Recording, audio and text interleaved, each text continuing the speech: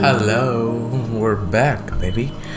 So today we're gonna be talking about the fandoms I hate on anime and my favorite anime. We're gonna start off with my favorite anime. That is, of course, actually not of course. It's so underrated. Bleach.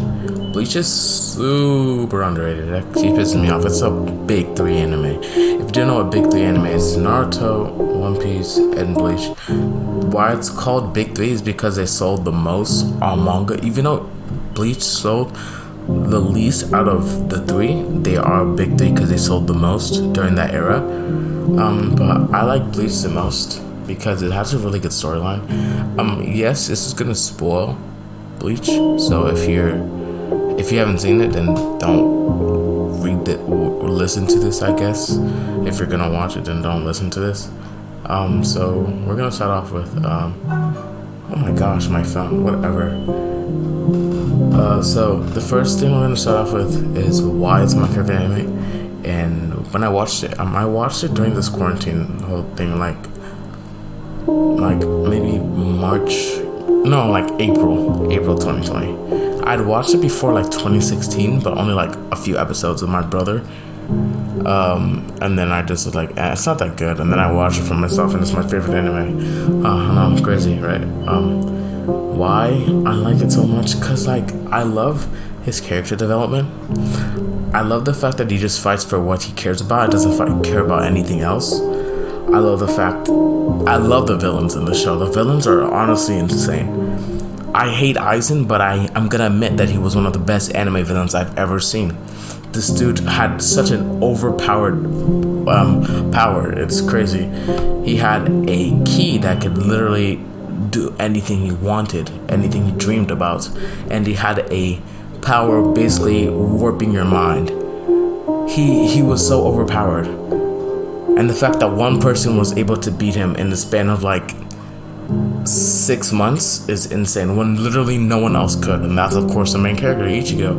And that scene when Aizen fights Ichigo in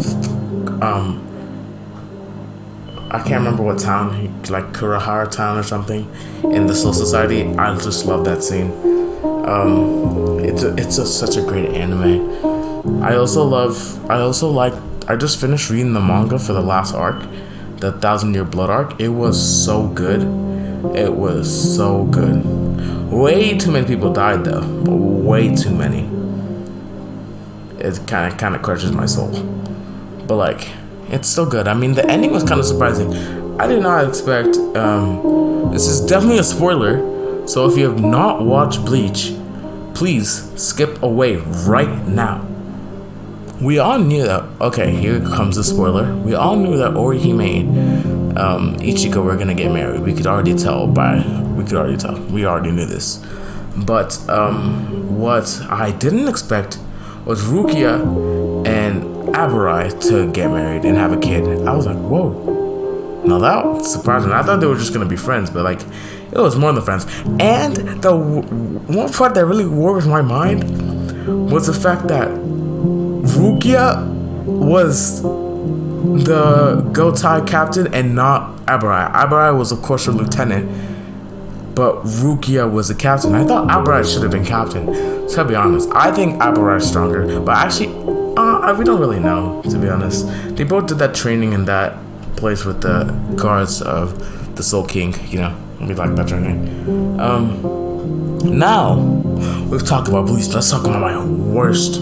Actually, I feel like I should save the fandom thing for a different episode, because like that, I'm gonna go ballistic. I'm gonna go crazy. I'm not gonna have any remorse for what I say.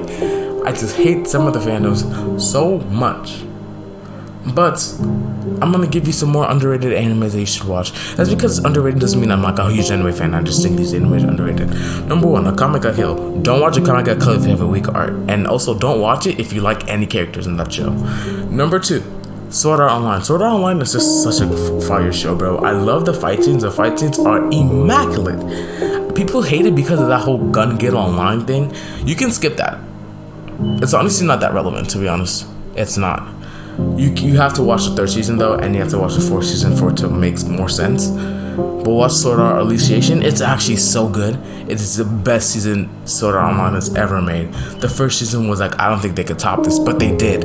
It was so fire. It was intriguing every time. Every single episode was like, oh my gosh. Actually, not every single episode. The first like 5 episodes, I was like, what is this? The first 5 episodes of the second season of that was like, what is this? But it gets so good. Just trust, bro. Just trust me. Another underrated anime. I don't know if this is really underrated, but The Promised Neverland has honestly one of the greatest plots I have ever watched in anime. I've literally never seen anything like what The Promised Neverland had been. I'd never seen anything like it. That shit was mind-warping. It was so psychological. And also Parasite. Parasite's really great. I liked it a lot. Like, it was really good. But yeah, those are just a few of the animes I find good. I know Attack on Titan's hella good. First episode was like, what is this? But I was like, this is pretty good. I like it. I like Attack on Titan. What else? But yeah, that's basically it for this podcast today. I don't know when I'm going to be posting this, but that has been Toby Talks, and sayonara. I'll see you later. Also, I have a question. If you're even listening, when people say itadakimasu in anime, are they saying itadakimasu or itadakimasu? Is it the way they say their S at the end, or is it just itadakimasu and they have like a little pronunciation at the end? I need to know that. You can comment. I know no one listens to this, but like, yeah. That's been Toby Talks, and I'll see you later. Bye.